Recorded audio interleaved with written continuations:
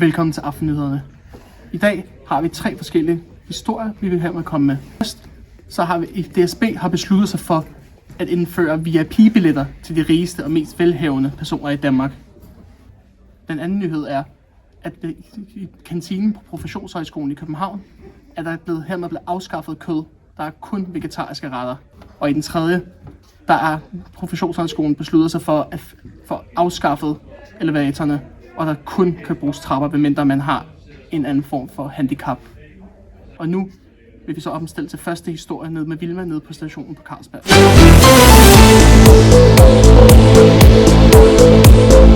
Velkommen til nyhederne.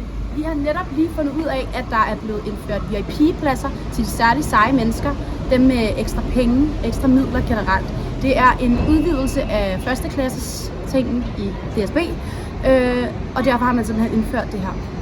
Jeg er derfor taget ned på Carlsberg station for at finde nogle togrejsende og spørge dem. Vi står her med Susanne, og jeg vil rigtig gerne lige stille Susanne et par spørgsmål omkring de nye VIP-pladser, der er blevet indført i S-togene. Susanne, hvad synes du om, at der er blevet indført VIP-pladser i S-toget til særligt seje mennesker? Altså jeg synes måske, det er lidt dårligt, fordi jeg synes, der er ret mange i forhold til de normale pladser. Så der er lidt mange VIP-pladser i forhold til normale mennesker som mig. Tak, Susanne.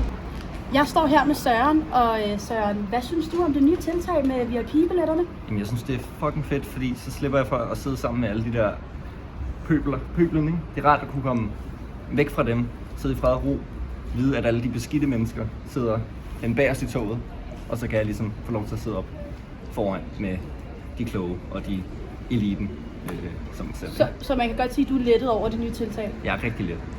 Tak, Søren. Jeg synes, det er godt. Tak. Vi går videre.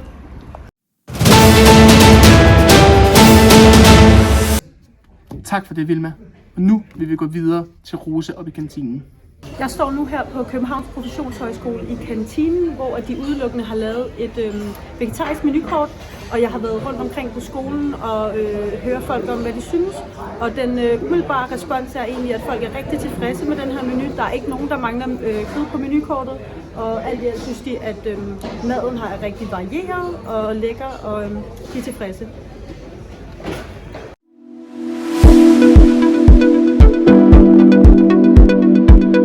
Tak for det, Rose. Og nu vil vi slutte af med Mie op ved elevatoren.